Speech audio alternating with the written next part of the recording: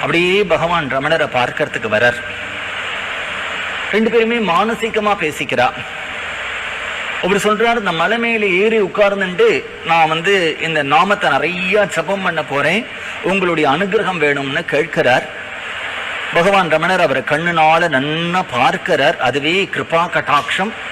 அவர் சொன்னதை தான் ஏத்துண்டா மாதிரி தலையை ஆற்றார். பப்பா அந்த திருவண்ணாமலை மலையில உட்கார்ந்துட்டார். ராத்திரி பகலா அந்த நாமத்தை ஜபம் பண்ணினார். நாமத்தினுடைய பரிபூர்த்தியான நிலையில அவர் எந்த ராமநாமத்தை ஜபம் பண்ணினாரோ அந்த பிரபு கோதண்டபாணியா அவருக்கு தரிசனம் கொடுத்தான். கோதண்டபாணியா தரிசனம் கொடுக்கும்போது அவர் சொல்றாரு, இது தியானம் இல்லே, கனவு இல்லே, உங்களை நான் பார்க்கிறா போல பிரத்யட்சமா பார்த்தேன்கிறார், எழுதியிருக்கார். அடுத்தது என்ன ஆகுதுன்னா, அங்க ஆடு மேய்க்கிறவன் இருக்கான், அவன் ராமரா தெரியுறான். ஆடு ராமரா தெரியுது, மலை ராமரா தெரியுது, மரம் ராமரா தெரியுது, செடி ராமரா தெரியுது, கொடி ராமரா தெரியுது, பட்சிகள் ராமரா